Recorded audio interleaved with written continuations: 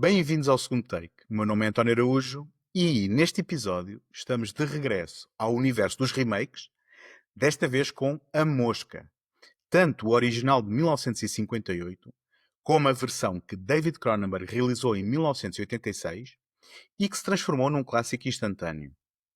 Para discutir comigo este par de filmes, temos uma estreia no segundo take. JB Martins é criador de conteúdos no YouTube, onde partilha a sua paixão pelo cinema, séries e cultura popular no fantástico canal Cineblog. Além disso, é também o autor do podcast Filmes, Filmes, Filmes, no qual continua a explorar o universo cinematográfico com entusiasmo, humor e sentido crítico. Olá JB, bem-vindo ao segundo take. Olá, António. Muito obrigado pelo convite. É um gosto estar aqui. Ora essa, eu é que agradeço a tua disponibilidade e, na verdade, isto também serve para matar um bocado de saudades, não é? Porque eu tive que ir confirmar, o Cineblog já não tem um vídeo novo há um ano. Para aí, Sim, não? desde abril para aí de 2024.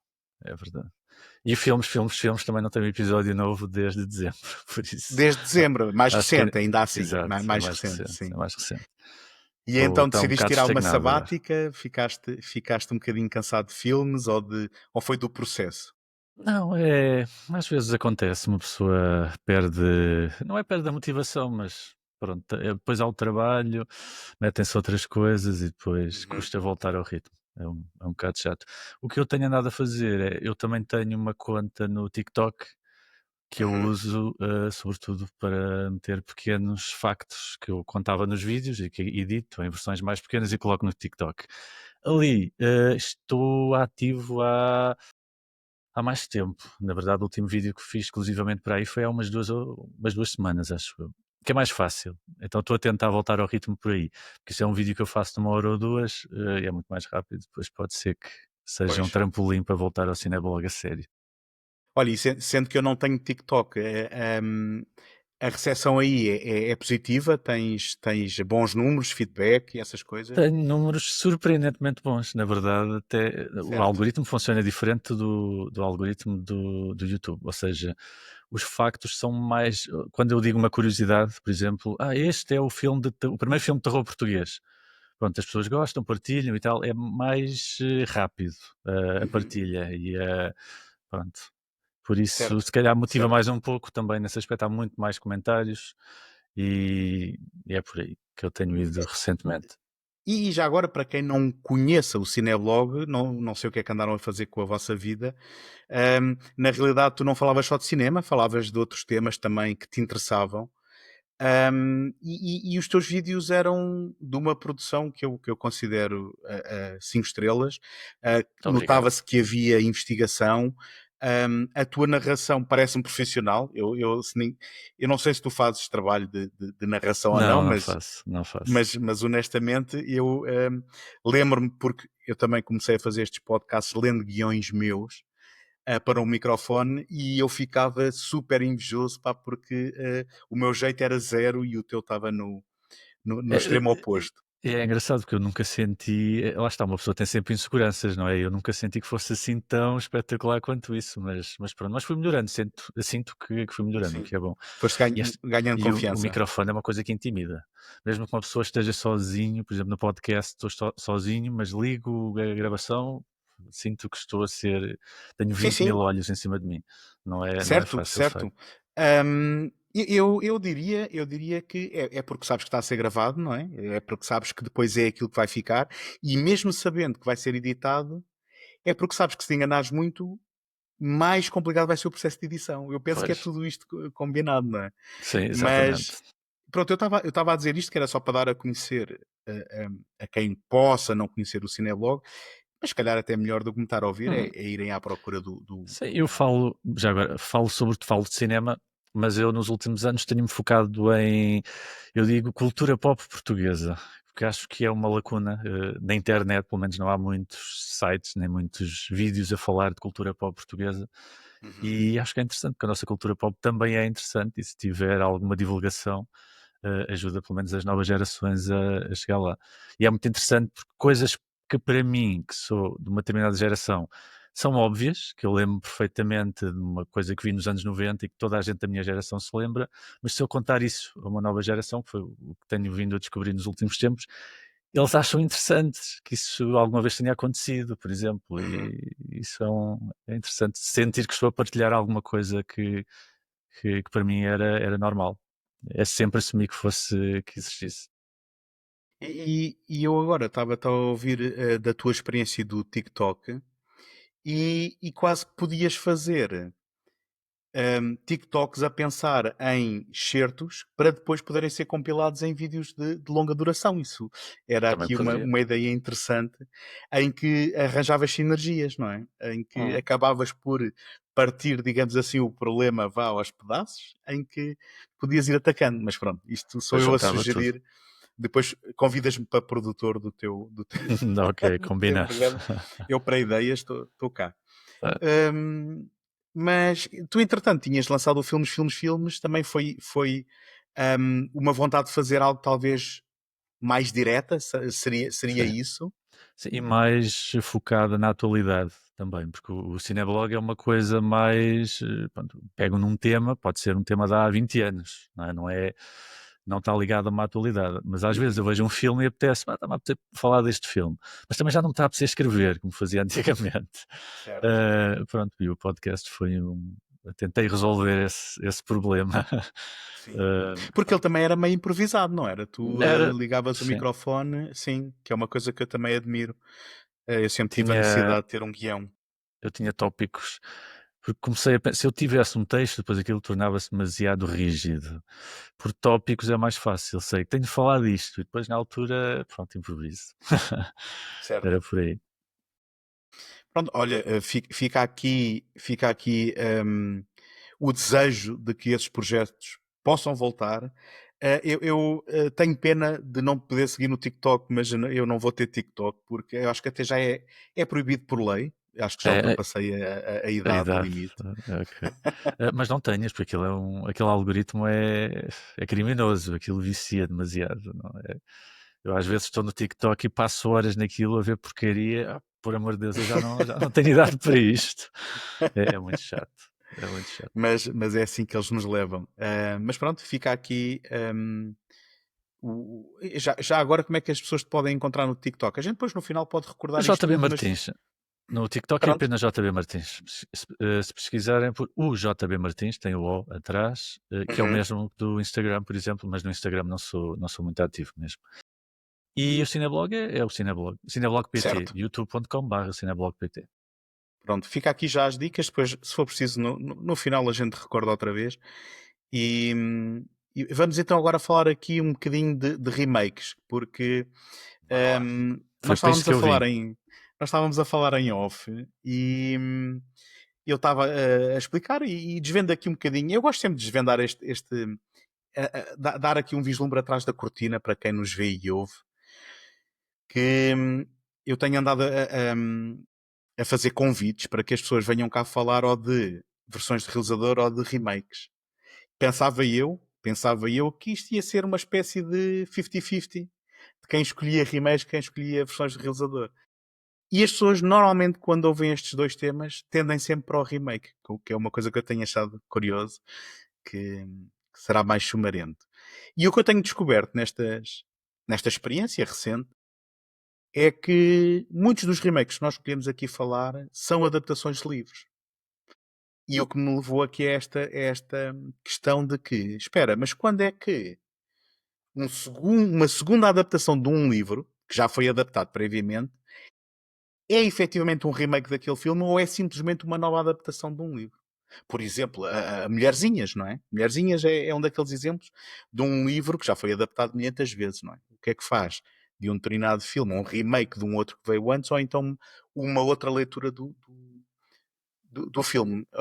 Ora, Ou do livro, quero dizer. por exemplo, no Mulherzinhas, eu considero uma adaptação. Outra adaptação. Não considero de todo um remake. Eu não chamo a Mulherzinhas um remake de qualquer um dos outros. Eu Mas acho isso que é curioso, qual é a diferença? eu acho que o remake é quando, porque há coisas que são específicas da versão em cinema. Ou seja, Uhum, coisas que não uhum, estão no livro. Cenas certo. específicas, sei lá, planos. E os remakes quando são remakes mesmo dos filmes, tendem a ir tentar repetir isso. E quando repetem uma coisa que não está no livro, significa que não é uma adaptação, é um remake. Não é? Está a Certo. adaptar um filme que adaptou o livro. Eu acho que é capaz de ser por aí. Eu agora não me estou a lembrar de nenhum caso específico, eu tenho estado aqui a pensar, Uhum. mas acho que é por aí. Eu já senti isso algumas vezes. Sim, e é Por engraçado exemplo, porque. Sim, não conta. é isto não é um remake, é uma sequela, que é a única que eu me consigo lembrar porque está mais presente, que é o do Feiticeiro de Oz e o Wicked. Há quem Ok, diga que o Wicked, na verdade, está a adaptar aquele musical, que por sua vez está a adaptar um livro. Mas na verdade o Wicked é uma sequela do filme, especificamente, porque certo. usa especificamente cenários do filme e usa o design que foi usado no filme. Por isso, nesse caso, não é uma adaptação do livro. É uma sequela do filme que por acaso está a usar a adaptação do livro. Que no Eu, caso eu, no musical não acontecia, creio eu. eu percebo e concordo com o que tu estás a dizer. E já agora, para dar um mau exemplo no que diz respeito a remakes, mas para seguir o teu exemplo, tens um outro que eu acho fantástico. Quer dizer, o filme eu não acho fantástico, mas o Dr. Sleep consegue a proeza de ser uma continuação do Shining livro e do Shining filme, quando os dois Shinings são tão diferentes É, não entre é. o texto e o que o Kubrick filmou, não é? Isso é um ótimo exemplo, que de facto não é muito comum. Ou seja, foi Uhum, adaptar um livro, mas usou completamente a imagem, não é? Aquilo, a imagética certo. do Shining do Kubrick. E o final é o final do primeiro Shining, que na verdade o Kubrick não colocou no filme. E o que eu acho que é curioso é quando temos aqueles realizadores que estão a fazer um remake e que dizem, eu não vi sequer o original. Eu acho que isso é E, mentira a maior parte das vezes. exato, exato, é aí que eu quero chegar. Porque eu acho, e lá está, é incontornável, bem, numas situações mais do que noutras, mas eu acho que é quase incontornável nós conseguirmos imaginarmos que vivemos num mundo em que aquele filme não existe, como se nós estivéssemos a ignorar o que foi feito e a adaptar diretamente o livro. E, e eu acrescentaria aquilo que tu disseste, que às vezes pode até nem recriar situações que são específicas do filme, mas até aquilo que está a ser refeito é o recuperar de uma memória que é muito mais cinematográfica do que literária, não é? Porque há objetos que têm um grande peso. E voltando às mulherzinhas, não é? O livro tem um grande peso e tem uma grande tradição e há ali uma grande herança.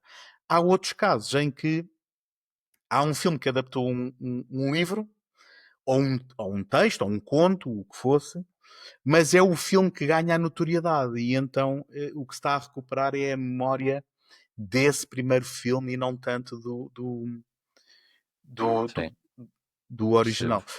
Um, É assim, eu não sei, para ser honesto, em qual dos campos é que isto cai, mas lembrei-me do Total Recall, que por Hum, acaso até tem pontos de ligação com esta conversa que vamos ter hoje. pois tem. Mas o Total Recall, não é? Aquilo era um conto do Philip K. Dick, depois é adaptado pelo Paul Verhoeven, numa adaptação que muito pouco tem daquilo que é o texto original, tanto quanto sei, Exato. e depois temos aquele do Colin Farrell, não é? Que é um desastre para quem se lembra do original, mas que supostamente, eu confesso que não li o livro ou o conto, mas que supostamente tentava recuperar mais do espírito original. Eu acho isso uma peta. Esse filme, então, especificamente, acho. Eu também não li o conto, mas parece-me tão colado ao filme, ao Total Recall de 90 e tal. 90 e quanto? 90, acho que é mesmo 90. É capaz de ser 90. Que acho que é um remake, isso é um remake, não acredito que seja uma Certo? adaptação. Sendo que é um remake em que tudo o que é a graça do original, a cor e a excentricidade foi E Marte, e Marte, pois não há é, Marte Marte não no existe, não há remake. Marte. É um Ou buraco no seja, chão que vai até à Austrália, uma coisa assim. vamos, que por acaso confesso, é o único conceito engraçado é aquele do elevador que depois chega ali a meio e a E vira. malta e vira a gravidade. Mas, mas isto para dizer que é um daqueles remakes que é, lembram-se daquele outro? Até agora vamos fazer um em que nenhuma da diversão daquele vai estar aqui presente.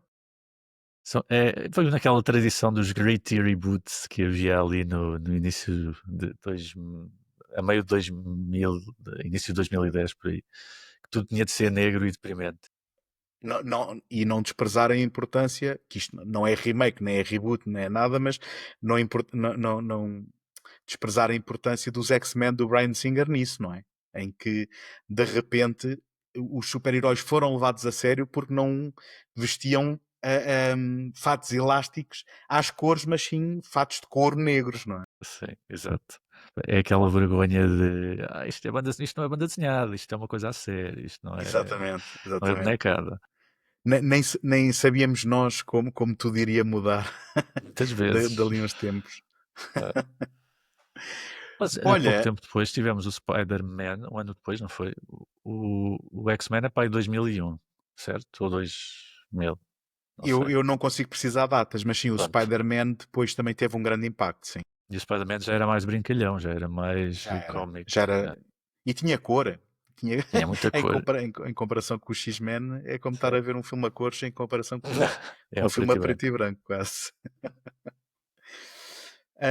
Trazendo então aqui aos nossos remakes, eu estou contigo, eu acho que é exatamente isso.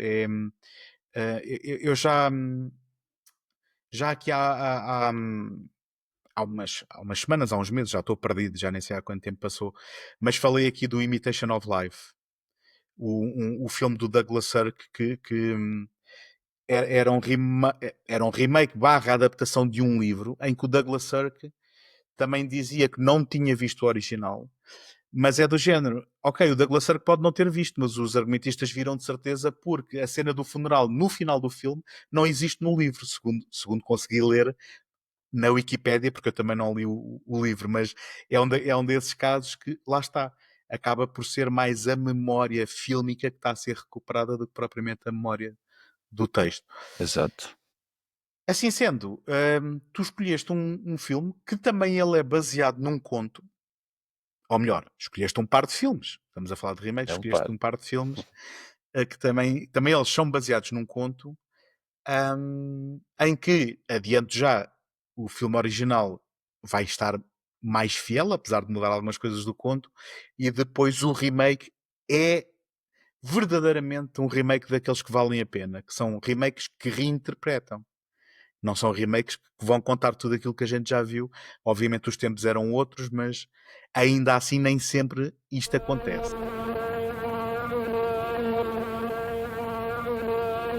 Will everyone in the theater hold on firmly to his seat, please?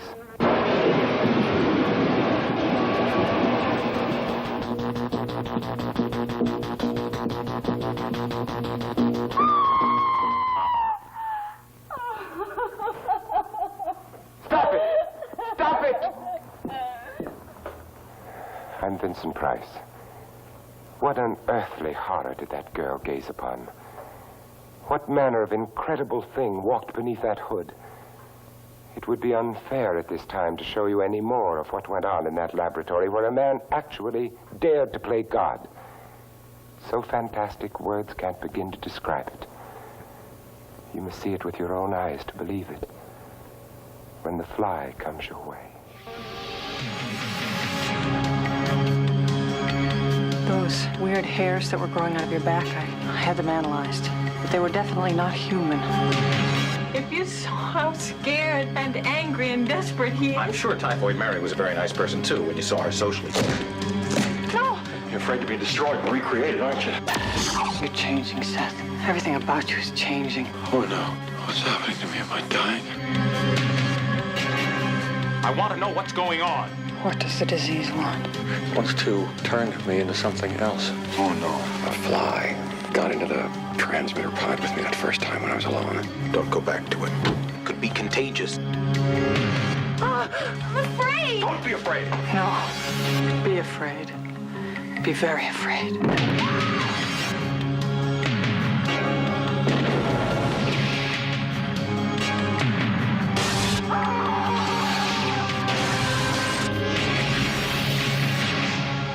Help me. Please, help me. Tu escolheste A Mosca, um um filme em 58 de Kurt Newman, que, coitado, morreu pouco depois do filme ter estreado. Acho que nunca viu o sucesso do filme que ele tinha realizado. E depois, em 86, é refeito pelo David Cronenberg. A minha primeira pergunta, antes de avançarmos para estes filmes, é porquê esta escolha? Porque Porque a de mim- todos os que eu pensei, todos os que estavam na lista, vai, tu dás uma lista e uma pessoa escolhe. Eu vou revelar aqui aquilo pronto. é para ajudar, é apenas uma referência. Eu sei. Sim. De todos, era aquele que obviamente que o dos anos 80 tem um lugar mais presente no meu coração, mas sinceramente não sei qual é o melhor, porque são dois filmes totalmente diferentes. E ao nível dos remakes, isso é uma exceção. Não é muito comum uma pessoa normalmente tem tendência a dizer o original é sempre melhor, ou o remake é claramente superior. Mas aqui é impossível, porque são dois filmes, a única coisa que têm em comum é ficção científica. Vá. Porque depois o subgénero acho que é totalmente diferente. O original é uma espécie de mistério, começa com mistério, tem um ritmo muito mais episódio do Twilight Zone, quase. A pessoa não sabe muito bem o que é que aconteceu e tal. O segundo já é uma narrativa mais normal, já não começa em média res, mais ou menos como começa o primeiro, e são dois filmes totalmente diferentes, e por isso achei mesmo que era aqueles que poderia dizer coisas mais interessantes. Sim, sem dúvida. Já agora, o conto é de George Langland. Espero ter lido isto como deve ser.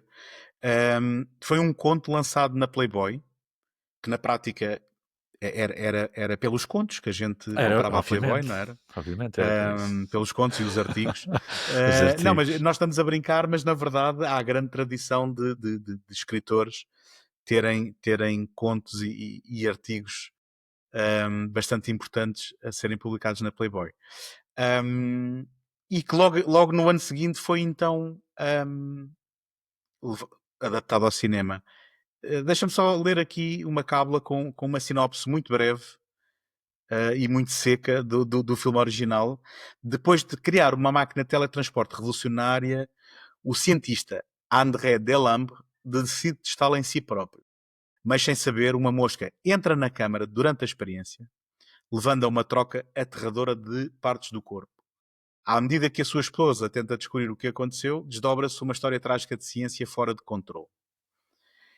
E esta é daquelas ideias incríveis que a gente até pensa, pá, porque é que eu não tenho uma ideia para uma história, para escrever uma coisa assim, tão singela, não é? Mas tão eficiente, não achas? Mesmo, totalmente.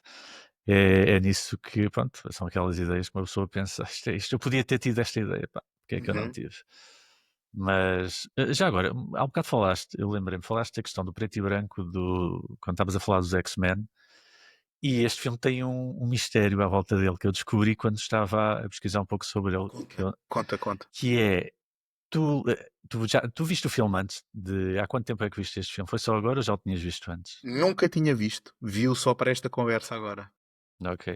Porque normalmente as pessoas juram que o filme era a preto e branco. E sempre foi a preto e branco. Na verdade, o filme sempre foi a cores. Então este filme tem um efeito Mandela associado que eu desconhecido. E curiosamente, eu já o tinha visto e também na minha cabeça imaginava o preto e branco.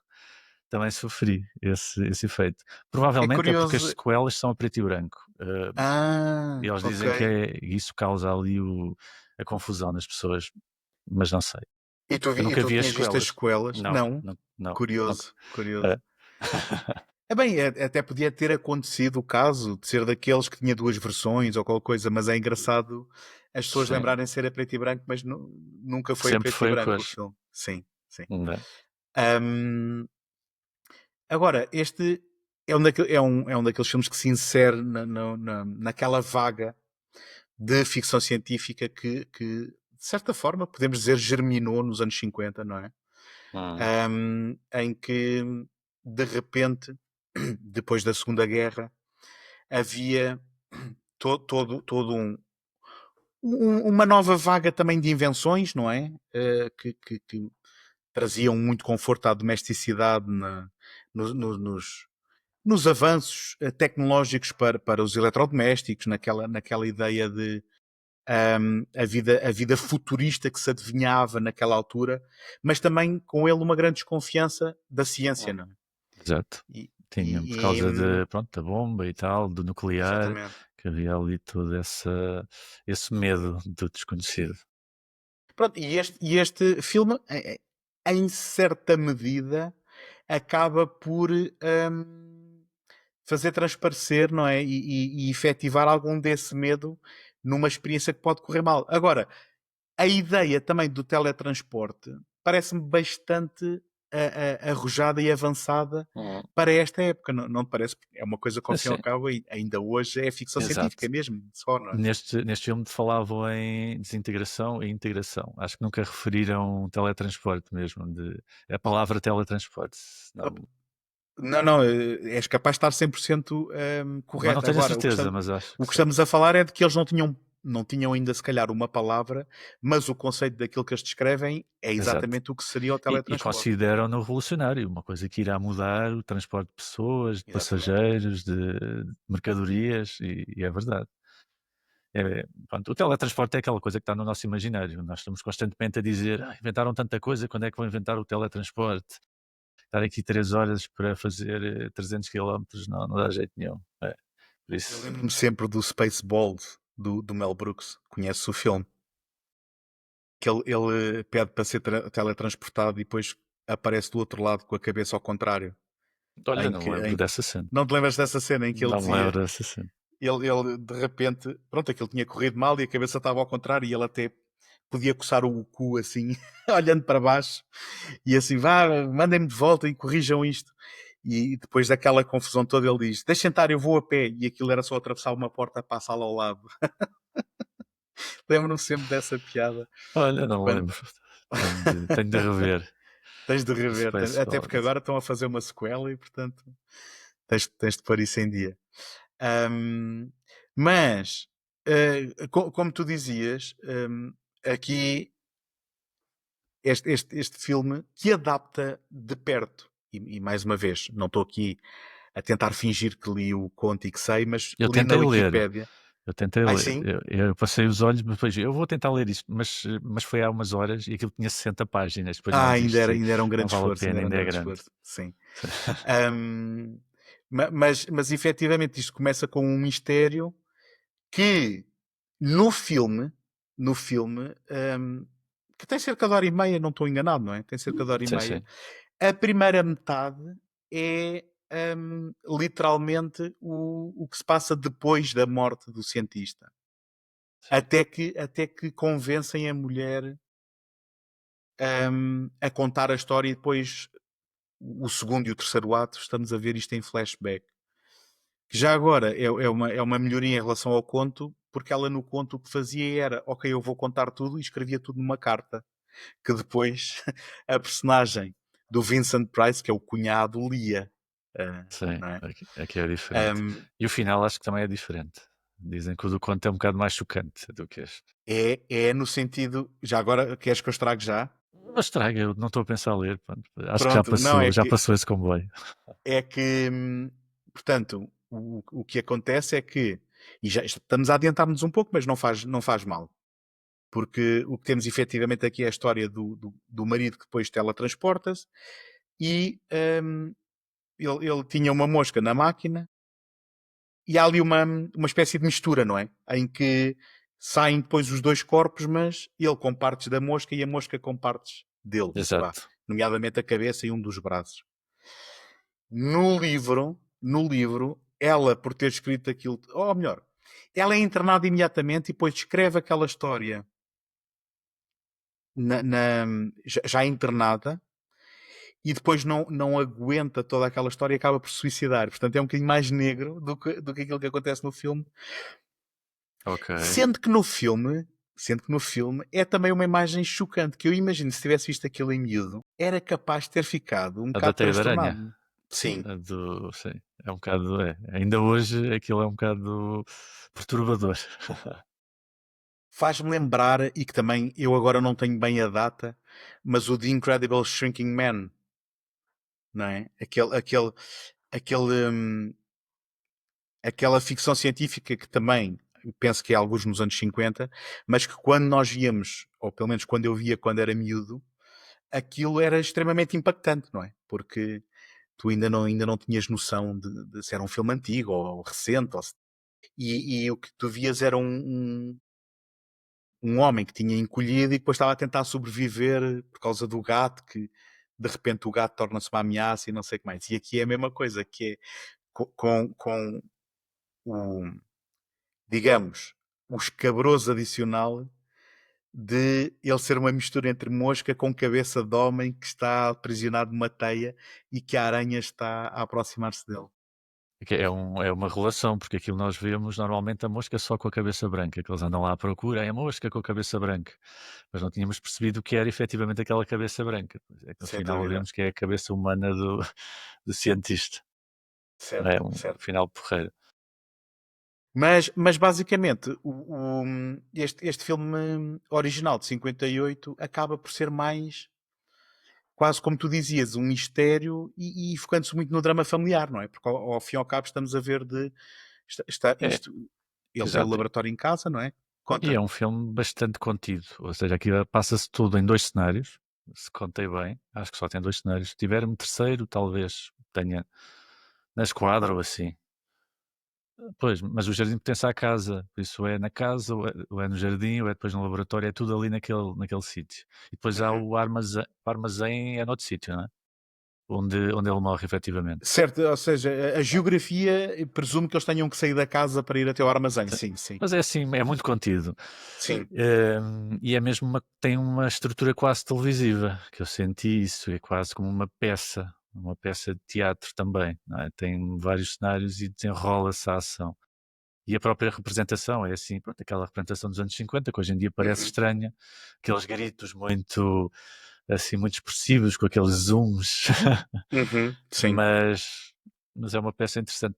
Eu quando vi a primeira vez, que tinha para aí 16 ou 17 anos, este filme especificamente, na altura achei, isto é uma coisa antiga, é feio, tem estes efeitos especiais manhosos. Mas hoje, quando eu o vi para este podcast, gostei mais. Ou seja, acho que nós já passámos essa fase de considerar os filmes dos anos 50 foleiros. Acho que já os conseguimos considerar bons artisticamente por aquilo que eram e tentar deixar de comparar com o que se faz agora, não é? Acho que é interessante. Pelo menos eu estou nessa fase. Não sei se é se é um fenómeno mais Não, eu estou global. contigo. Eu estou contigo. Bem, eu sempre fui um fã de ficção científica. É para mim um prazer também descobrir estes filmes mais antigos e, obviamente, o que nós temos é que relativizar, não é? E é muitas vezes perceber o contexto. E mesmo estes filmes que não são propriamente filmes que tenham sido muito importantes. Porque às vezes há aquele filme que tu dizes este filme foi revolucionário por causa dos efeitos especiais ou disto ou desta estrutura narrativa ou o que seja. Pronto, mesmo quando estes filmes não são revolucionários, eu gosto muito de descobrir. Estávamos a dizer que em relação à história, este tinha um final feliz no sentido em que, porque o detetive e o irmão testemunham a mosca com a cabeça dele, acabam por perceber que a história que ela está a contar é verdade, então ela já não é internada e há uma espécie de, final feliz, entre aspas, porque obviamente não é um final feliz para o cientista, mas em que até o irmão acaba por ser quase um pai de reserva, não é? Para o miúdo e parece que vai Sim. ficar ali uma unidade familiar tradicional. E depois ele diz que era apaixonado por ela, mas nunca teve coragem e tal, por isso é Exatamente. mesmo para criar essa segunda família. E é curioso ver o Vincent Price naquele papel tão low profile, não é? O Vincent Price Sim. uma pessoa associou a coisas assim um bocado mais sinistras e mais expressivas.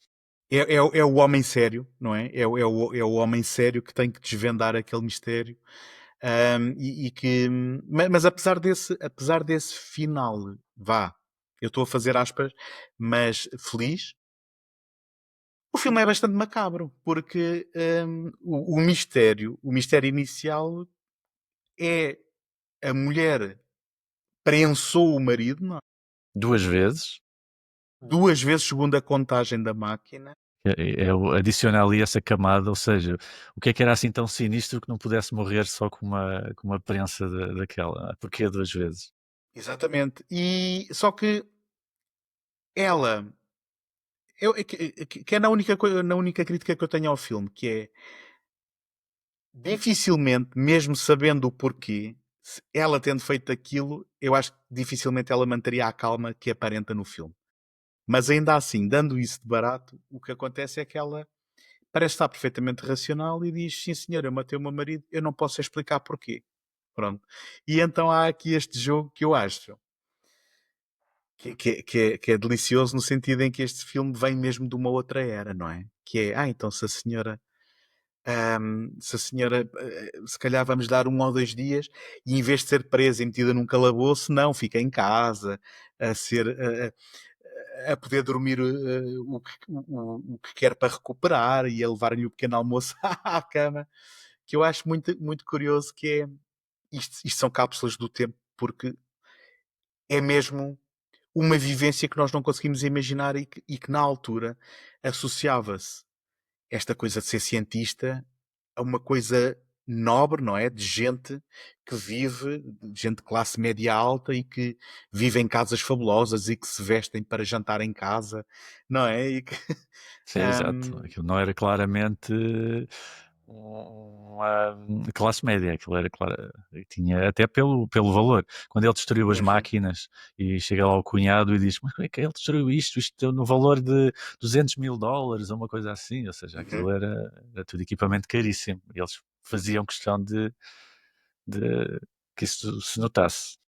E o Vincent Price tem mesmo uma linha de alguém que diz: o nosso negócio corre-nos bem, nós temos mais dinheiro do que aquilo que sabíamos fazer com ele. Portanto, Por isso vamos e, aqui inventar um teletransporte. exatamente, exatamente.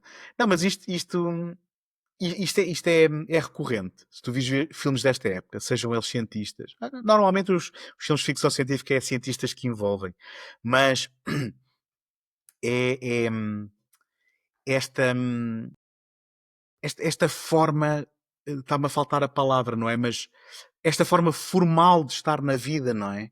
Sempre de fatinho, sempre muito sério, sempre em que a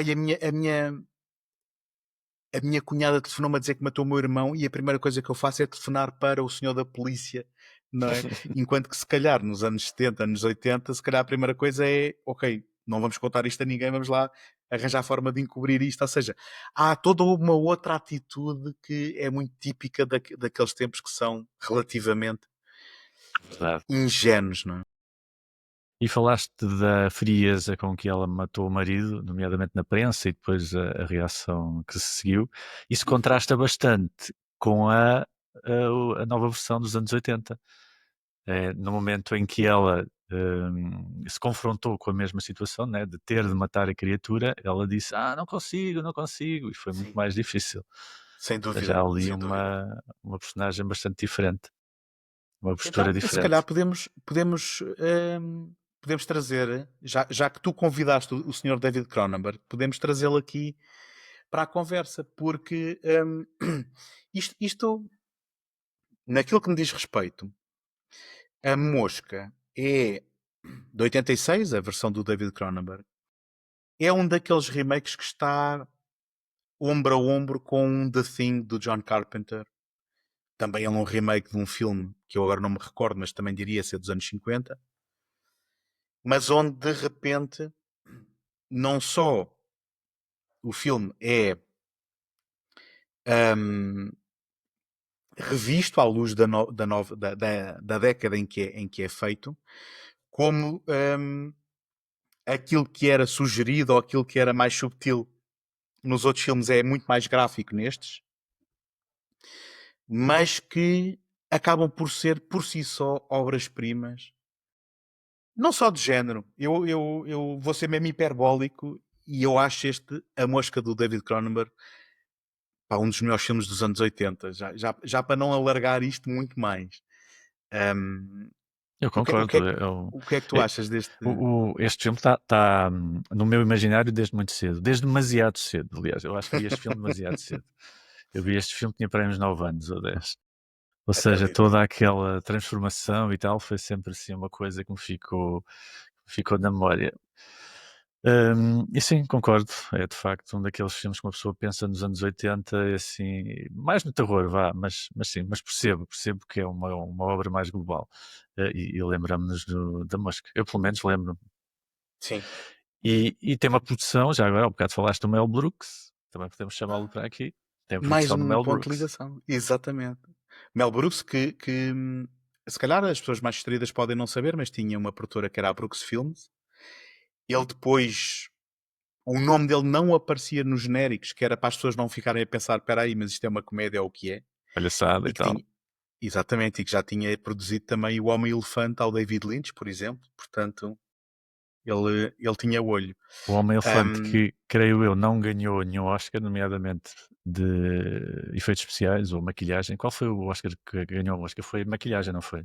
a Mosca ganhou caracterização, sim. Caracterização, exatamente. Exatamente. Porque na altura do Homem-Elefante não havia caracterização. E acho Não. que essa categoria foi feita já a pensar no Homem-Elefante depois, a pensar para evitar que se realizassem injustiças desse género, novamente. Eu acho que o primeiro filme a vencer, ou que terá tido na origem, não me lembro bem, penso que as duas coisas, até as duas frases são verdade, foi o Lobisomem Americano em Londres. É por isso que é de 85, por aí. Não? Talvez um pouco antes. É? Talvez um pouco antes. Agora tu também estás-me a fazer perguntas sobre anos de Mas não filmes e. importa, pronto, mas isso é o meu, eu penso, é que eu Sim. quero localizar os filmes numa determinada era e tenho esse vício. Mas sim, é antes, acho que Ahm, é antes. sim, penso que é um bocadinho antes. Mas. E sim, foste buscar muito bem o Mel Brooks. E porque é que eu disse que o Total Recall fazia sentido para esta conversa? Porque quando o Mel Brooks abordou originalmente o David Cronenberg, ele não se mostrou imediatamente interessado em fazer a Mosca porque estava envolvido na pré-produção precisamente do Total Recall. Filme que depois, obviamente, ele não realizou. O que seria fascinante. E o que também demonstra uma coisa. O David Cronenberg tinha filmado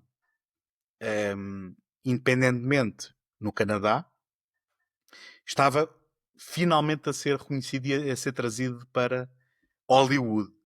Sendo que este filme acabou por ser produzido pela Brooks Films, do Mel Brooks, mas foi distribuída pela 20th Century Fox, que foi a produtora do original também.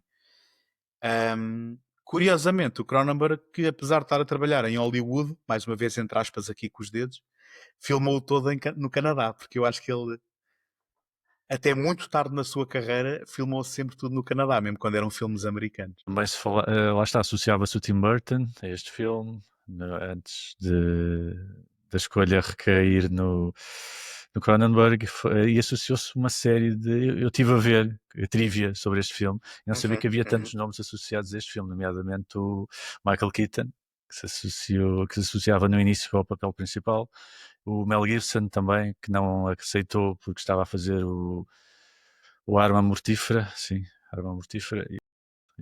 Há assim muita coisa. Presumo que tudo isso antes do David Cronenberg entrar aqui em cena. Acho que sim. Porque este filme foi desenvolvido por o co-escritor do argumento, que é o Charles Edward Polk, já agora, que foi ele quem teve a ideia de fazer o remake, então. E foi ele que fez o argumento original. E depois foi muito reescrito pelo Cronenberg. Certo, ou seja, ele foi reescrito, ele foi afastado do projeto ainda, antes do Cronenberg estar envolvido, foi reescrito por uma terceira pessoa, que eu não me lembro do nome. Entretanto, ele voltou a ser chamado novamente para polir a reescrita que lhe tinham feito ao argumento. Isto é fascinante a forma como Hollywood funciona. E depois, quando o Cronenberg veio, ele reescreveu-lhe todo o filme e supostamente o Cronenberg diz que só há uma linha de diálogo que está no filme que foi escrita pelo Charles Edward Polk. Agora, o Cronenberg fez questão que ele tivesse crédito no filme, porque o Cronenberg disse, apesar de eu ter reescrito tudo, se não fosse ele, não havia esta versão do filme. E, portanto, ele, naquilo que é a arbitragem da WGA, do Writers Guild of America, ele insistiu que o Charles fosse Nos creditado. créditos. Sim. E aquilo que eu acho fascinante é que, eu revi o filme, eu já o vi milhentas vezes, e tal como tu, eu não sei com que idade o vi, mas vi novo demais. E havia cenas que me ficaram marcadas, nomeadamente as cenas de violência gráfica, e que são para um filme distribuído pela 20th Century Fox, aquilo são... Não pedem licença a ninguém, digamos assim, as cenas gráficas. Mas o que eu acho espantoso é o Cronenberg conseguir pegar num projeto que é comercial e levá-lo completamente para o seu universo, não achas? Sim, totalmente. Até porque o original não se adivinhava uma coisa assim tão nojenta, pronto, não é nojenta, mas Uhum. assim, body horror, não é? Que Sim. basicamente é esse o subgénero deste filme. E aquilo é totalmente Cronenberg. Aquilo que eu me lembro mais é mesmo a cena em frente ao espelho. Isso foi aquilo que ficou cravado na minha memória. Das unhas. Durante muitos anos, nem o resto do filme era um borrão. O que eu me lembrava neste filme era apenas a cena em frente ao espelho. E dela espremer e aquilo a saltar e a colecionar as orelhas as orelhas e o nariz e sei lá o quê, e tirar o dente. Essa cena é bastante. É relativamente curta em todo o projeto, mas é super impactante e é mesmo. E é normal ver coisas desse género em cinema mais série B, mas num filme de um orçamento bastante respeitável, distribuído pela Fox e que ganhou o Oscar, é muito raro isso acontecer. Aconteceu o ano passado, curiosamente, com o Substance, mas é Sim. muito raro isso acontecer. Sim. Por acaso, só em jeito de curiosidade, a minha cena comparável a essa tua que estás a descrever era a do braço de ferro. Ossos expostos, aquilo ficou imediatamente. Mas Ficou é daquelas que ainda hoje em dia uma pessoa vê, "Ei, Sim, temos sim, de sim, afastar sim. assim a cara." Sim, atenção. Obviamente que tudo aquilo foram efeitos práticos e obviamente que nós conseguimos perceber quando é que é um homem num fato ou isto ou aquilo, mas não perde nenhum do seu impacto. Eu digo-te, e já se tornou um clichê de que o físico versus o digital tem um outro peso, tem uma outra verosimilhança, mas é mesmo verdade. Ao ver um filme destes, isto, obviamente, quando é mal feito, mas não perdeu nenhum do seu impacto. E, por exemplo, no digital, nós vemos aquilo e já sabemos como é que aquilo é feito. Aquilo é digital. Pronto, é uma pessoa no computador, mete efeitos de luz, umas câmaras virtuais e tal. Agora, num filme destes, e numa cena que não é nem é dessas, é uma cena em que ele está simplesmente no teto e depois vai para a parede, depois vai para o Uhum. chão. A Está câmara extremamente bem é um plano feito. fixo. É um plano É. fixo. E fica intrigado. Como é que eles fizeram isto? Obviamente podiam ter o cenário ao contrário, mas aí ele não conseguiria ir para o chão daquela maneira. Ou seja, tem esta magia que o digital já não tem, não é? Uma pessoa E a tenta. magia aí é da edição também. É da edição, porque eu ontem estava a reparar nisso ou seja, os cortes são cirúrgicos naqueles momentos em que a ilusão mantém-se. Sim, e traduz mesmo o saber fazer do Cronenberg neste caso. É uma brincadeira mesmo. Ou seja, eles têm um desafio que é como é que vou fazer isto? E depois tentam criar a ilusão que permita pronto, que aquele conceito passe. Isso é uma coisa de facto que se perdeu um bocado com o digital. Não querendo ser um velho do Restelo, mas sim, Epá, é verdade. é inevitável e estás à vontade, que eu subscrevo. Agora, se calhar ainda não explicámos aqui, duvido muito que haja quem nos esteja a ouvir ou a ver que não tenha visto este filme, mas há sempre a possibilidade, e nesse caso gostava de explicar que a diferença deste remake para o original é que aqui não há aquele elemento de mistério e depois o flashback que conta o que se passou, mas sim o que nós vamos assistir neste filme é. E já agora, uma coisa muito diferente. E no momento, digamos assim, em que, neste caso, chama-se Seth Brundle, o cientista, se mete naquela caixa de teletransporte com a mosca, não há propriamente uma troca de partes do corpo. O que há é uma fusão. E então o que vamos ter daqui em diante é um filme de mutação, em que um homem vai ver o seu corpo lentamente naquilo, naquilo que ao princípio parece ser, está a apodrecer, quando na realidade depois ele percebe que está a mutar-se numa mosca. E eu penso que obviamente deve ter sido nesta troca, digamos assim, em relação à história original, que o Cronenberg disse, espera, eu posso brincar com isto. Esta é a minha cena, é esta, é nisto que eu sou bom.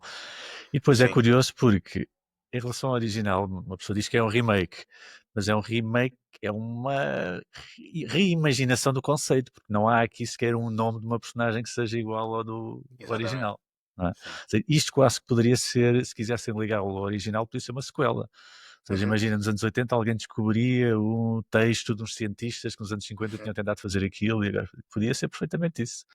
Sim, Não sem há de dúvida. facto aqui um remake propriamente dito de elementos concretos. Digamos que é um remake, só que em vez da batedeira estar na velocidade 1, está na velocidade 10, não é? Em que mais coisas se vão misturar. E depois há, quer dizer, há alguns elementos em comum. Por exemplo, no original tens aquela questão de ele ter metido o gato, depois o gato não correu muito bem a transformação e ele... Há uma cena muito estranha que parece que se desvanece e ouvimos o miar do gato assim no ar. É assim uma coisa muito poética quase. Aqui isso também acontece com o macaco e a coisa corre bastante mal. Corre. Já agora, fazendo só aqui um parênteses. No livro, quando a mulher implora-lhe que ele volte a fazer a transmutação para ver se corrige-se o problema, aquilo que era, digamos, o gato perdido no éter ainda se vai misturar e depois ele ainda aparece mais, ou seja, mistura de mosca e gato. Também há esse elemento que eu me Isso é esqueci de interessante. contar. Por acaso é uma coisa que parece que ficou mal contada no livro, ou seja, há o gato e depois o gato Ficou. nunca mais aparece. Exatamente. Sendo que aqui é, como tu dizes, aqui o que acontece é que ele não fica perdido no éter, simplesmente fica virado do avesso, não é? Com as entranhas de fora. Sim. Agora, muita gente disse que este filme, e eu acho que é quase inegável ver isto, ou melhor, é quase inevitável, não é inegável, é quase inevitável ver este filme como uma metáfora para a SIDA, que nos anos 80 era um flagelo e que era muito presente. O Cronenberg acho que veio dizer mais tarde que isto na verdade não era propriamente sobre a SIDA em específico, mas sobre doenças degenerativas e alguém ter um familiar, uma pessoa querida, que via, digamos assim, definhar. Sim, exato. Eu acredito que possa ser que a versão do Cronenberg seja a real, ou seja, que ele na altura não pensou na SIDA, mas que obviamente a SIDA depois foi ganhando terreno, não é? E ganhando importância nos mídias e associaram. No fundo, agora lembro-me agora aqui há uma coisa muito parecida este ano com o Super-Homem, não é? Quando ele, não sei se sabes que há aquela associação Eu ao ainda não vi, mas conflito. estou a par Há uma do que é que associação se ao passa. conflito de Sim. Israel que quando ele Sim. escreveu isso ainda não era uma coisa e que agora inevitavelmente as pessoas associam. Por isso Exato. acho que aconteceu uma coisa parecida. E que, de certa forma, acaba por ressoar numa realidade que poderia não estar presente, mas que depois é como eu dizia, é quase inescapável ver lá isso, não é? É a morte do autor, não é? Sim. Agora, o que eu acho que este filme é espantoso é que, talvez numa leitura superficial, não seja muito mais do que apenas um filme em que acontece ali um acidente e depois há a consequência. Mas quando tu começas a olhar com um bocadinho mais de atenção, eu acho que há muita coisa encerrada aqui neste filme. Para começar, há pescadelos de olhos a clássicos absolutos, não é? Desde o Frankenstein, não é? O cientista, que neste caso a sua criação acaba, ou seja, no caso do Frankenstein, há o Frankenstein e o monstro, aqui são os dois num só, não é? Até há uma parte, agora falaste no Frankenstein, que eu na altura não associei, mas há uma linha de diálogo em que ela lhe pergunta: mas fizeste isto sozinho? Não, eu limitei-me a juntar as peças, ou seja, uma pessoa fazia um Sim, laser, uma pessoa fazia não sei o quê. Essa ligação exatamente. também se pode associar ao Frankenstein. Sem dúvida. E depois nós temos aqui uma história de amor que se estabelece, porque, portanto, eu não sei, acho que ainda não mencionámos aqui, mas o Seth Brundle é o Jeff Goldblum no auge. Quer dizer, ele talvez no Jurassic Park já tivesse já tivesse um bocadinho mais maduro do que aqui, naquilo que é o Jeff Goldblum que conhecemos hoje em dia, Aquilo que não conhecemos. é? Mas os trejeitos e aquilo que o tornou depois mais conhecido já lá estavam, Já lá estava, desde já o lá início. Aquilo não é personagem, é ele mesmo. que já agora é engraçado que o Jeff Goldblum já entrava noutro filme de ficção científica, neste caso dos anos 70, que também é um clássico absoluto, que é o Invasion of the Body Snatchers, do Philip Kaufman. Portanto, temos aqui alguém que era importante para o género nos anos 70 e 80. E depois temos, portanto, aqui no filme, e depois na vida real também viria a acontecer um romance com a Gina Davis, não é? Com a jornalista. Foi ele que aconselhou ao Cronenberg. Olha, tem aqui uma pessoa que acho que é ótima para este papel. E o Cronenberg, na altura, nem sequer estava com algum receio de ter um casal verdadeiro no set, mas depois acabou por fazer outros castings e nenhuma lhe tinha enchido tanto as medidas como a Gina Davis e acabou por ser a Gina Davis. Que depois, isto, voltando àquela piscadela de olhos aos clássicos, temos também aqui uma piscadela de olho à Bela e o Monstro, a alturas tantas, não é? Porque, apesar dele fisicamente ser repelente, ela nunca o renega totalmente e ela está até ao fim a tentar ajudá-lo. E já agora deixa-me só fazer aqui um parênteses, que é, eu nunca fui muito atento à carreira da Gina Davis e às suas capacidades, mas eu acho que ela neste filme está extraordinária. E o último terço do filme ela passa o filme a chorar, e isso é o tipo de coisas que pode tornar um papel bastante complicado para o espectador. E eu acho que em momento algum eu duvido das emoções dela. Não sei se estás de acordo com isso. Sim, totalmente. Acho que ela tem. Eu também não sou propriamente um fã. Aliás, se tiver agora de pensar num filme em que ela entra, eu não estou a lembrar. Diz aí eu não me estou a lembrar. Tens aquela profissional do Rennie Harlin. Não me iria todo lembrar desse. Ok, Mas ou pronto, então ela é tens uma o... figura. É uma Sim. figura conhecida, mas que não teve assim, acho que nunca foi considerada Tens assim o uma Beetlejuice, atriz. olha, o Beetlejuice, o Tim Burton. Exato. Mas sim, está muito bem.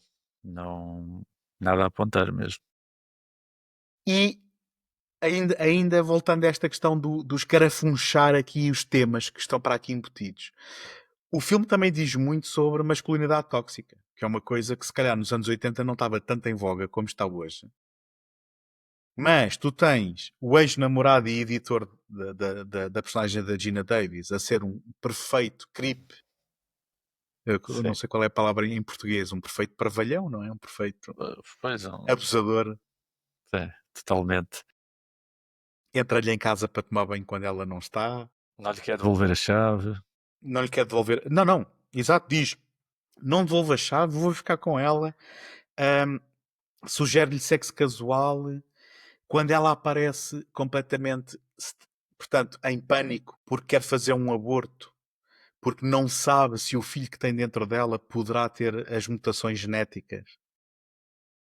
Ele diz, então, mas quando ele morrer, eu posso reclamar o teu corpo, que é uma frase que eu acho. Eu acho... Gravíssimo isso tudo. Bom, e depois o próprio Jeff Goldblum, não é?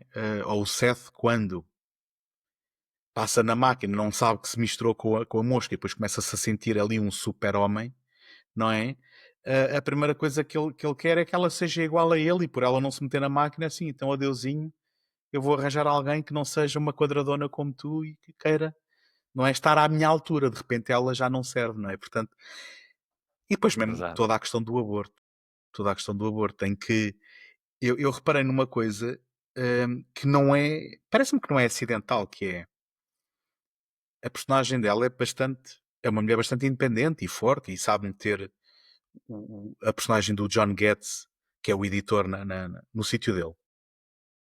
Mas quando chega ao momento do aborto, é ele que tem que lhe arranjar uma clínica, é ele que a tem que levar, e portanto ela ainda está à mercê depois que ele e o médico estejam ali a debater-se, vejam lá, se estão com dúvidas, e de repente aquilo que depende dela está nas mãos de dois homens que têm que decidir que se realmente aquilo é para ir para a frente ou não. Não sei se estou a ler demais. O que é que Não, tu não, achas? concordo. Eu acho que aqui não há leituras excessivas. Acho que cada um vê aquilo que sente, mas concordo perfeitamente com isso tudo. E uma coisa que eu nunca tinha reparado nas vezes todas que eu tinha visto este filme é, penso eu que é no escritório da revista, em que a Gina Davis está a falar com o editor.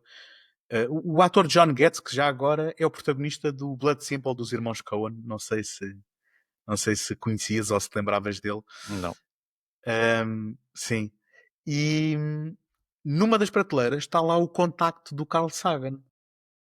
E ele está mesmo virado para a câmara. E aquilo também não me parece acidental. E depois eu pus-me a pensar, meu, porque é que ele faria... Porque é que poria isto assim tão em evidência? E se nós formos a pensar bem no contacto, o que nós temos é uma história de uns alienígenas que nos contactam para que a gente construa uma esfera que na realidade é um meio de transporte para nos levar para outras galáxias, não é? E tu, se fores a pensar, não é exatamente a mesma coisa do que teletransporte, mas aquilo em que o Seth está a trabalhar também revolucionaria Sim, exato. o meio de transporte. Portanto, penso que não está ali Não, no fundo é por o acaso. equivalente, sem sair do nosso planeta, à mesma coisa, não é? Consegue nos levar a sítios muito mais rápido, Instantaneamente, não é? instantaneamente. Mas sim, mas faz sentido. Verdade. E ao nível da... Uma coisa que também se tornou bastante mítica foi o design dos pods, das cabines de teletransporte, não é? Aquela coisa que tu vês isto, é quase como ver o ovo do Alien, não é? Sim, Associas completamente. logo a isto, é um dos ícones deste tipo de cinema dos anos 80. Falar nisto, este filme estreou só umas semanas depois do Aliens, do 2. Ok. Ou Sim. seja, tivemos aqui provavelmente os dois em cartaz. Houve aqui uma oportunidade de fazer uma espécie de Barbenheimer nos anos 80. Tipo um Mosca Aliens, um Alien Oscar, uma coisa assim. Teria sido espantoso. Eu, infelizmente, era novo demais para ver tanto um como o outro Sim, e eu. no cinema. Se bem que eu tenho uma recordação muito vívida de estar numa festa de aniversário e de ter um primo a contar o Aliens todo e de como tinha ficado todo borradinho de medo a ver aquele filme e de contar cena a cena. E eu, antes de ver o o Aliens do James Cameron, de o ter tido, digamos assim, descrito de fio a pavio. E agora outra semelhança com o Alien. Se o Alien também tem uma frase, o Aliens, uma frase que tu associas ao Aliens, não é? Aquela frase final que até foi usado agora no mais novo. Este também tem. Também tem aquela frase que as pessoas nem sequer pensam que tem origem neste filme especificamente. Que é o Be Afraid, Be Very Afraid. Be Very Afraid. Que também é ajudada pelo facto de que foi usada como a tagline e o slogan do filme nos cartazes. Mas eu imagino o departamento de marketing a ver este filme e quando aquela frase foi dita foi de género, ok, podemos tirar o dia. É isto, está. Está feito, não é preciso mais nada. Mas eu estou de acordo contigo em relação às pods. Como é que a gente diz pod em português? São Cápsulas, talvez. cápsulas, pronto. Cápsulas. Exato, cápsulas. Aquelas cápsulas. Eu imagino que tenha havido esboços diferentes e que aquilo tenha sido um processo de decisão que tenha levado àquilo. Só que é o que tu dizes, quando nós vemos aquilo, não houve outro design nenhum. Aquilo nasceu assim, aquilo não podia ser de outra forma. Exato. Outra coisa que eu também acho engraçado é a música ser do Howard Shore, que é colaborador, que eu penso que ainda hoje continua a colaborar com o David Cronenberg e até estou curioso para saber se desde o momento em que começaram a trabalhar, se alguma vez o Cronenberg trabalhou com mais algum compositor. Mas que também tem uma música que me parece ser uma pescadela de olho àquilo que era a ficção científica mais lá dos anos 50, porque a música é bastante bombástica, não é? Não é propriamente uma daquelas bandas sonoras subtis que não se faz notar. Não, a música está logo ali para causar aquele impacto dramático, não é? É, por acaso sim. É verdade. Tem mesmo aquelas notas que uma pessoa associava àquela ficção científica mais pampanante Sim, dos anos sim. 50, quase Doctor Who, mesmo uma coisa assim. Que eu acho que é o Cronenberg a abraçar, digamos assim, a herança desta série B. Porque, apesar do The Fly original ser um filme da 20th Century Fox, aquilo eram filmes série B, no sentido, Sim. no sentido em que, de certeza, que não era o primeiro filme a passar, porque havia muita tradição naquela altura de tu pagavas um bilhete e vias 2 filmes, não é? Era o filme principal e depois o outro menos, que eles colavam. E eu posso estar a dizer uma asneira e estar enganado, mas quase certeza que o The Fly não era o filme que passava na atração principal. Pois, também acho que não foi assim tão marcante e revolucionário na altura.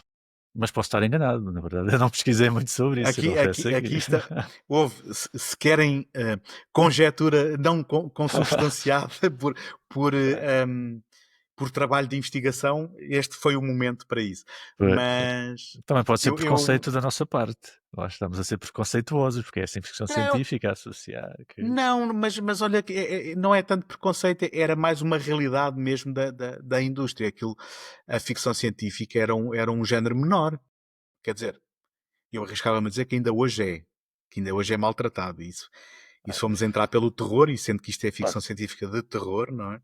Mais o terror que a ficção científica. Certo, Felizmente, acho certo. que a ficção científica já conseguiu estar um bocado mais elevada.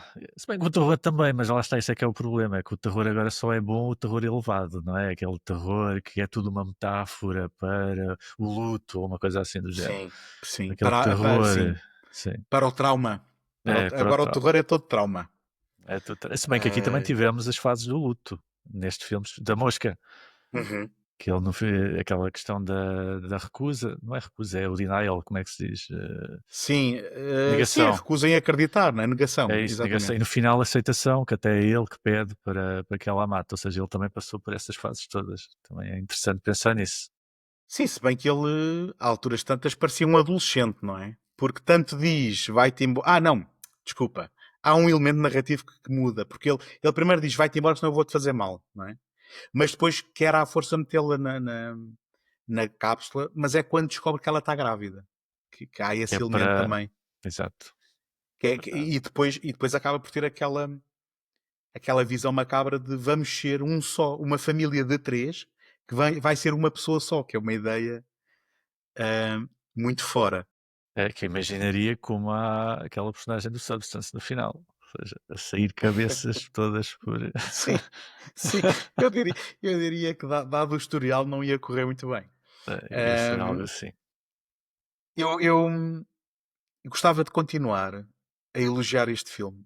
E uma coisa que eu também reparei, o filme tem cerca de 95 minutos. É um E elogio.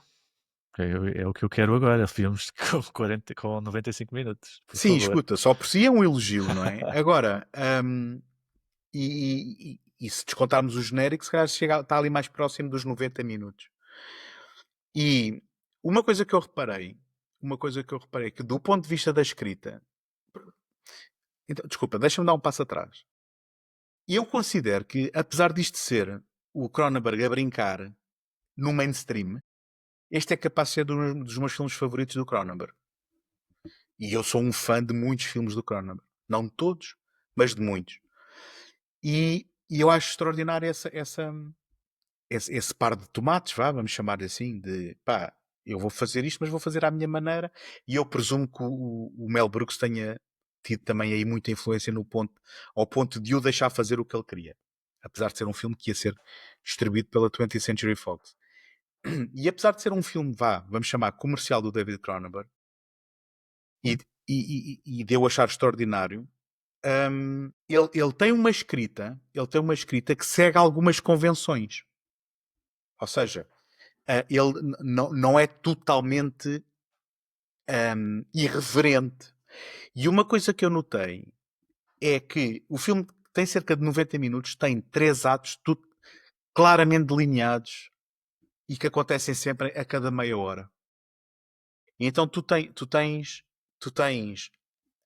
o primeiro ato que nos apresenta aquela experiência, ok? E mais ou menos à meia hora, ali aos 30, 31 minutos, acontece aquele momento que eu também penso que tem a ver tematicamente com aquilo que falávamos da questão masculina, não é? Da forma de ser do homem, em que de repente ela diz: eu tenho que resolver uma coisa no meu passado, e ele fica cheio de ciúmes, ele embebeda-se e decide meter-se na cápsula. Ou seja, todo o filme acontece por causa de uma ciumeira e de uma decisão irrefletida, não é? Sim. E isto acontece, e entramos no segundo ato, que é ele faz a experiência e nós sabemos que ele se fundiu com uma mosca, mas eles não sabem. E depois tens toda aquela descoberta dos poderes dele, o que é que se passa, ela começar a desconfiar aqui com alguma coisa de errado, a atitude dele começar a mudar, a aparência física começar a mudar. O que é que acontece quando chegamos aos 60 minutos? Ele pergunta ao computador e descobre que se fundiu com uma mosca. E nesse ponto, inclusivamente, há um fade-out e um fade-in que a narrativa regressa uns dias depois, mas onde a gente entra no terceiro ato, em que, ok, ele agora, o protagonista já sabe aquilo que nós sabemos. Estás a ver? E vamos entrar na reta da meta derradeira do filme, em que é ele a tentar agora, ok, o que é que vai sair daqui, não é? Isto pode ser só definhar, mas a partir do momento em que eu descubro que a Gina Davis está grávida, pera, se calhar há uma saída, não é? Mas que não iria, essa saída parece-me ser mesmo uma questão de desespero, ou seja, eu acho que nem ele acreditava que isso pudesse funcionar. Por isso é que lá está aquela questão de ser uma metáfora para as doenças degenerativas, acho que vai muito por aí, ou seja, chegas àquele ponto em que sabes que não tens absolutamente nada a fazer. Tu podes pensar em coisas, mas não te vais safar dessa. E aí nesse momento sentimos a angústia daquela personagem a perceber que tem os dias contados, não se vai safar, apesar de tudo o que ele possa querer fazer. O que nos leva a um final bastante trágico, como tu já fizeste, já aludiste, é ele, não é, que põe a arma quando já é uma mistura, porque depois ele chega a metê-la dentro da cápsula, não é? E por intervenção do editor, o Seth, ou o Brundlefly, acaba por ser fundido ainda com mais um pedaço da própria cápsula, não é? Sim. Que de certa forma, agora que penso nisto, conforme estou a falar, remete para aquele terceiro elemento do gato no conto, mas que aqui acaba por ser a máquina, e portanto já nem sequer é só a fusão da mosca, mas sim de um terceiro elemento que ainda vai transformar o monstro ainda num ser mais monstruoso, não é? E esse é o momento em que ele realmente mete a arma na cabeça e ela dispara. É um filme, enfim, já o disse,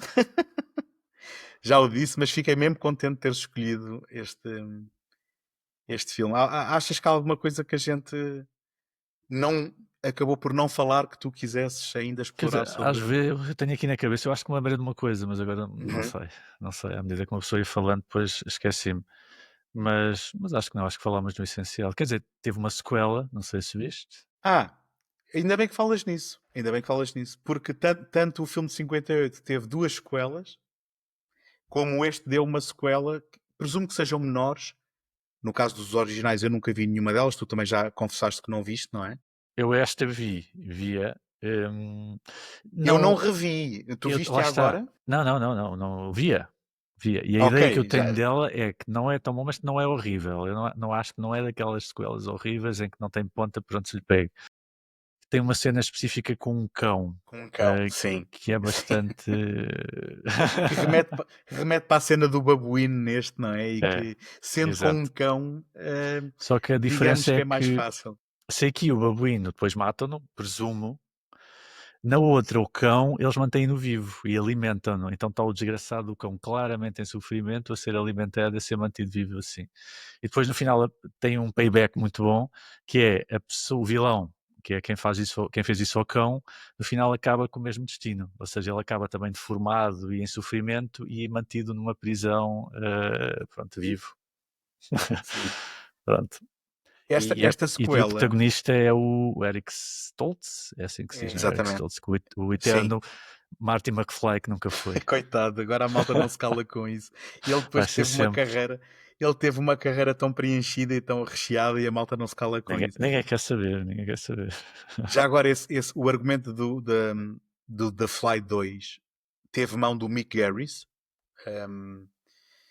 que é um tipo que é muito amigo do Stephen King e que adaptou muitos dos seus livros em séries de TV e alguns filmes. E tem como também protagonista, ou co-protagonista com o Eric Stoltz, a Daphne Zuniga, que entrou no Spaceballs. Portanto, isto tudo deu a volta. Está tudo ligado.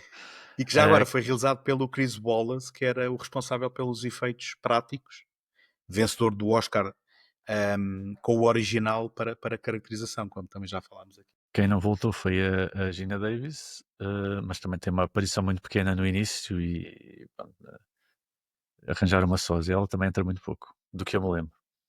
Eu A personagem aposto contigo que a ideia de fazer uma sequela nasceu daquele sonho que nós vemos neste filme, não é? Que é dela a fazer o aborto e de repente eles dizem ainda há aqui mais qualquer coisa e aquilo é um casulo nojento e não sei o que, e ela acorda e aposto contigo que alguém disse, espera, está aqui o segundo filme. É esta a ponta solta. Até porque há uma cena cortada, há outro sonho que foi cortado, outra sequência de sonho. Ai sim, olha, conta-me que eu não sei. É parecida, mas a criatura que sai tem asas. É uma borboleta, é uma espécie de borboleta disforme. Ok. Se calhar eles devem ter visto, isto não funciona, vamos trocar aqui por algo mais... Por outra coisa. Sim.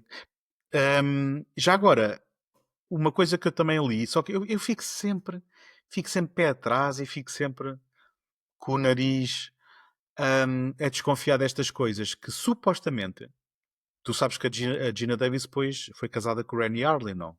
Não sei se ainda é, acho que já não é. E supostamente teve para haver uma versão de um The Fly 2 pelo Rennie Harlin, em que aí sim a personagem dela voltaria e ela tinha gêmeos.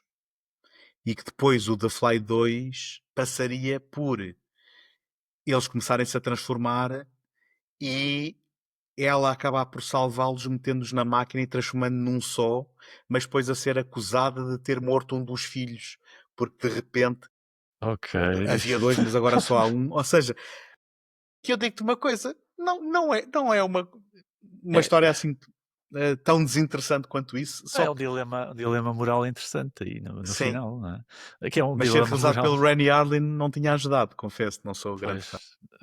Não, isso era claramente cavalo para um não cavalo, não é? Não quero insultar ninguém. E é um dilema parecido, quer dizer, não é parecido, mas também remete para o dilema do filme original, que era ela é presa porque matou, supostamente é presa porque matou a mosca, um homem com cabeça de mosca, o outro também vai ser preso porque matou uma mosca com cabeça de homem, não é? Sim, esses no dilemas final, muito estranhos. Exatamente. Quando o detetive, o inspetor, acaba por ser ele que mete a pedra a dar o golpe de misericórdia, digamos assim, na mosca que vai ser comida pela aranha, sim, sem dúvida. E que acaba por ser o momento de salvação, não é? Da personagem, o que faz com que o filme possa ter um alívio para os espectadores daquela era. Muito bem.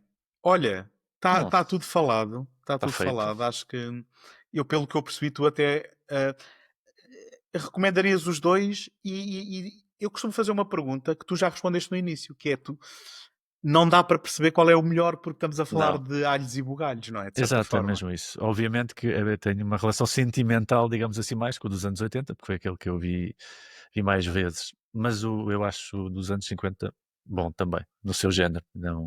Não consigo considerar um melhor do que o outro. Eu não estou contigo, quer dizer, eu consigo, porque eu gosto da mosca do Cronenberg de tal maneira que se me apontasse uma arma, eu decidia rapidamente. Agora, aquilo que eu tenho para dizer, para quem possa estar só a ouvir e ter curiosidade de nunca ter visto nenhum destes dois filmes, se gostarem de Cronenberg e de body horror, não é? Em português. Estava a tentar dizer isto em português e bloqueei. Horror corporal, horror corpo. Corporal, não é? Sim. Se gostaram do The Substance, pronto, eu tenho aqui um atalho. Se gostaram do The Substance, hão de perceber porque é que chamaram esse filme de Cronenbergiano. Eu usei muito isso para recomendar o The Substance, até a pessoas de família, da minha família, do género. Lembras-te da mosca? Gostaste da mosca? Olha, então vai ver este filme. Sim, sim. Portanto, sem dúvida, isso aí fica a recomendação de caras. Se forem sensíveis de estômago, se calhar abordem a Mosca de 86 com cuidado. E é assim, se tiverem um mínimo de interesse por ficção científica, pá, espreitem este filme de 58 e qualquer filme de ficção científica dos anos 50, porque são mesmo formativos naquilo que veio a ser a ficção científica tal como a conhecemos hoje, porque a ficção científica é um género. Eu acho que já abordei isto no Universos Paralelos, num outro podcast que tenho com o José Carlos Maltese e com o Tomás Agostinho, que a ficção científica é um género que no princípio dos anos do século XX mal existia. E no cinema então não existia de todo. E portanto, os anos 50 são marcantes e definitivos. Obviamente que há títulos anteriores e há exemplos, mas naquilo que é depois, na criação de um género. Sim, todos os tropes que temos hoje em dia nasceram quase todos nos anos 50, por aí. Sim, sim. Porque antes disso temos, sei lá, o Metrópolis e aqui uns Frankensteins e tal, mas são experiências. O Frankenstein é considerado a primeira história de ficção científica. Portanto, eu tenho algumas dúvidas nessa afirmação, confesso. Tenho algumas dúvidas nessa afirmação. Mas de certeza, tal como tudo que se arroga ser o primeiro, de certeza que já houve umas outras coisas antes. É muito complicado. Mas sim, se formos pela convenção popular, é considerado o popular primeiro, ocidental. É claramente, sim, é o Frankenstein. Certo. Olha, vamos aproveitar para falar então dos teus projetos e mesmo que recentemente não tenha havido novas publicações, há todo ali um espólio de trabalho teu. Sim, pode ser encontrado onde? No YouTube, em youtube.com/cineblogpt. Tenho lá alguns vídeos e uma coisa que sempre tive o cuidado de fazer, com algumas exceções, não é? Que é ter vídeos que sejam intemporais, que são temas que uma pessoa possa ver agora, como possa ver daqui a 10 anos, que aquele tema em específico não vai sofrer grandes alterações. Tu de cabeça consegues lembrar 2 ou 3 exemplos assim de vídeos populares que as pessoas possam querer espreitar? Populares. Aquele que é o meu best-seller é o da... Quer dizer, por acaso é o do Branca de Neve, do filme do João César Monteiro. Mas porque esse foi muito partilhado até pela comunidade de cultura e arte e assim, e volta e meia ainda é partilhado, então esse é o best-seller. Mas aquele que foi o primeiro realmente a ter algum sucesso foi o em que eu explicava porque é que em Portugal se legenda e não se dobra, não se tem o hábito de dobrar. Okay. É uma questão que vem desde o Estado eu Novo. lembro-me disso, sim. E depois tenho outros que gosto muito, como o do António de Macedo, falando aqui de ficção científica, né? Sobre a história da carreira de António de Macedo e todas as injustiças que ele sofreu. Tenho outro que também gosto, mas mais por uma questão de nostalgia da infância, que é o da Rua Sésamo, em que explico as origens da Rua Sésamo, tanto a nível global como a Rua Sésamo portuguesa, porque agora também tem alguma relevância, porque a Rua Sésamo também foi alvo de uma censura lá no outro lado do Atlântico, por razões completamente disparatadas. E pronto, tenho mais alguns que agora não me lembro, mas esses são dos meus favoritos. Eu volto a reforçar que todos estes vídeos demonstram um trabalho de investigação e depois um trabalho de montagem e de narração. Valem mesmo a pena ver, são mesmo 5 estrelas. E o teu podcast pode ser encontrado aí em qualquer plataforma, não? Sim. Esse já não está tão ligado, já não é tão intemporal, não é? São filmes que eu vi no ano passado. Isso é o oposto do canal do YouTube, mas sim, pode ser procurado no Spotify. Filmes, que já tenho alguns episódios, para uns 40, 30 e tal. Então, já é respeitável. E pronto, e passa também pelo TikTok, why not, não é? Porque é a plataforma da moda, também ando por lá. A última coisa que falei no TikTok, que eu depois até pensei, eu devia fazer um vídeo mais completo sobre isto. Boa. Falando de ficção científica, não é ficção científica, mas é quase.